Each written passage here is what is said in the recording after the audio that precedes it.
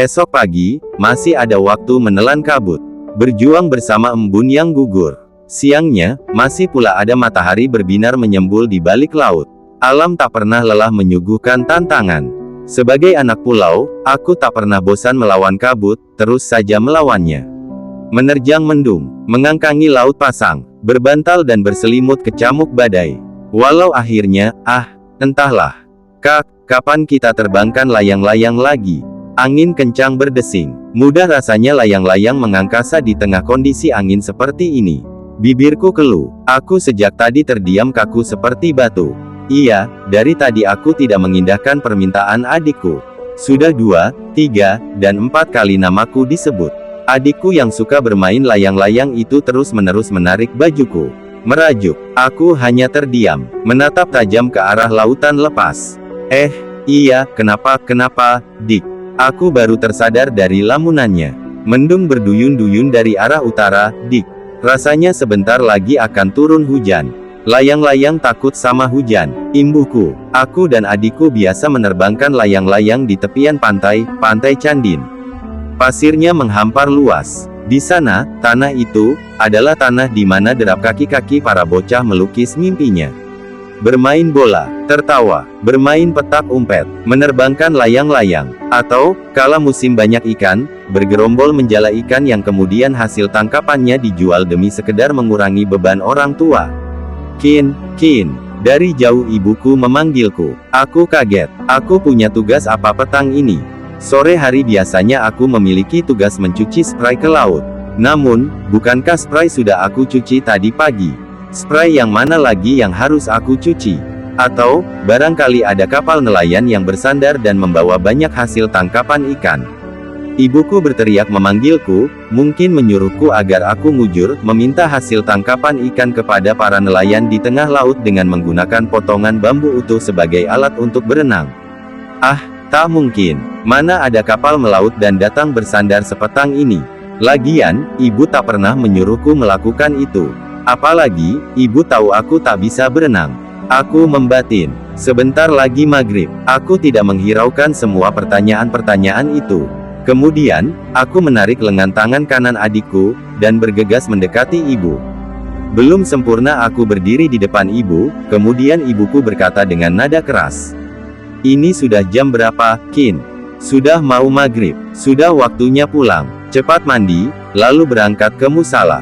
Kalau kerjaanmu main terus, mau jadi apa kamu nanti? Hari sudah mulai gelap. Sang surya perlahan tenggelam. Siluet senja telah menampakkan ronanya. Sudah mandi, Nak? Iya, Bu, sudah. Jawabku lancar. Kemudian, ada apa dengan jidatmu, Nak? Kok bisa memar gini? Aku diam. Aku takut kejadian kemarin malam dapat diendus ibuku. Aku memanjat pohon jambu di kebun milik tetangga bersama beberapa temanku. Tentu, demikian ini Aki lakukan setelah pemiliknya memberinya izin. Aku terjatuh, dan kepalaku membentur batang pohon jambu. Ibu pasti akan marah, bila dia tahu, aku memanjat pohon. Kamu jangan nakal, ya Nak. Sudah ambil peci dan sarungmu, cepat berangkat ke musala. Lanjut ibuku. Suara azan maghrib sudah tak lagi terdengar. Suasana nampak lengang. Aku berangkat sendiri menapaki lorong setapak ditemani Al-Quran yang berukuran 15 x 7 cm milikku. Sementara sang bunda memerhatikanku dari jarak yang cukup jauh. Memastikan aku sampai ke musala tempat aku mengaji. PS.SSS, ses. Bunyi rotan yang dipukulkan di atas meja. Berhenti. Bukan ihdinasis syi. Bukan pakai shin, tapi sat. Yang benar, ihdinas sirotol. Ayo ulangi. Kiai sepuh itu membetulkan bacaan surat Al-Fatihah santrinya. Sekali dua kali ia berbatuk. Di usia yang sudah senja, dia masih sabar mengajar Al-Quran. Musala Kiai sepuh ini yang paling dekat dengan rumahku. Asteris. Bu, aku berangkat mancing ya. Aku berpamitan. Iya, hati-hati. Jawab ibuku dari dalam dapur mengizinkan. Kemudian lanjutnya, jaga adikmu jangan sampai ke laut. Minggu pagi ini, aku bersama adik kecilku berangkat memancing. Aku harus membawa adikku, sebab, tak mungkin ia bersama ibuku keliling berjualan. Kegiatan memancing biasa aku lakukan. Menurutku, selain hobi, memancing juga mengurangi beban hidup. Itu pun kalau hasil tangkapanku banyak. Kalau sedikit, jelas menjadi lauk teman nasi untuk dikonsumsi sendiri. Aku memahami keadaan diriku, keadaan keluargaku, penghasilan nelayan ayah yang pas-pasan. Aku perlu melakukan sesuatu agar mengurangi beban berat keluargaku, terlebih yang berkaitan dengan urusan kebutuhan sehari-hari. Daripada diam tidak menghasilkan apa-apa, lebih baik berbuat sesuatu asal ada hasil walau cuma sedikit. Begitu aku beralasan. Ibuku yang hanya berprofesi sebagai penjual gorengan keliling jelas serba kekurangan. Dan di usiaku yang duduk di bangku kelas 6 SD ini hanya membantu ibu keliling berjualan, itu pun terkadang aku lakukan, dan memancing ikan yang dapat aku lakukan demi untuk menambah lumbung pendapatan keluargaku. "Dik, kita dapat banyak ikan hari ini," aku berteriak. Adikku tak peduli, ia terus saja bermain pasir. Debur gemuruh gelombang mendentum membentur bibir pantai. Bui centang perenang. Butiran pasir naik turun terbawa ombak yang silih berganti datang mempermainkannya. Angin mengalunkan melodi sunyi. Sebuah nyanyian yang maha merdu. Merangkak maju, mengelus daun-daun yang biasa terpaku selepas kemarau berlalu. Melodi alam ini semakin indah ditambah dengan siul nyanyian burung-burung mendayu-dayu. Cericit dan kicauannya melenakan telinga. Aku terus saja memancing. Mumpung kali ini mujur. Azan duhur berkumandang. Ikan-ikan semakin ganas menyambar mata pancingku. Aku husuk. Kali ini aku sadar, aku memancing berangkat bersama adik kecilku. Sejurus kemudian pandanganku mengarah pada tempat di mana adikku bermain pasir. Sejak tadi aku tak pernah menoleh ke arahnya. Namun, betapa terkagetnya aku. Adikku tidak di sana. Wajahku pucat, tubuhku gemetar. Ia ingin sekali berteriak. "Di mana adikku?" Aku keluh membatin. 5 jam berlalu, aku belum pulang. Biasanya jam 11 sebelum kumandang azan duhur waku bersama adikku sudah pulang.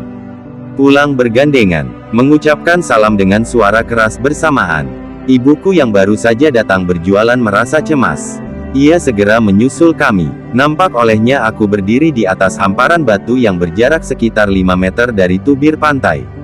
Sementara adikku, tubuhnya kotor penuh debu. Ia bermain di belakang pohon besar yang jaraknya lumayan dekat dengan tumpukan pasir. Pohon besar itu yang menghalangi pandanganku melihat adikku. "Masya Allah, adik kok main di sini? Mana tubuhnya kotor sekali." Kemudian digendonglah dia. Sambil menggendong anak bungsunya tersebut, sang bunda berteriak rendah, "Kin, pulang."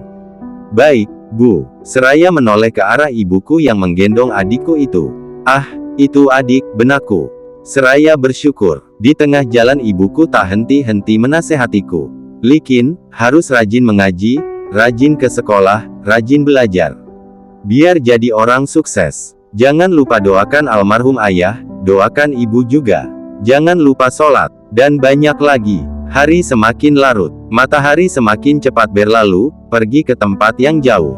Sementara di tangan kananku, ikan-ikan tergolek tak berdaya di balik rajut tempat ikan yang terbuat dari potongan jala.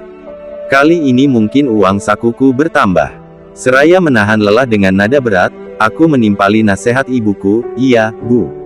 Siapa tahu aku jadi menteri." Seraya mengelus keningku yang polos, sang bunda tertawa datar.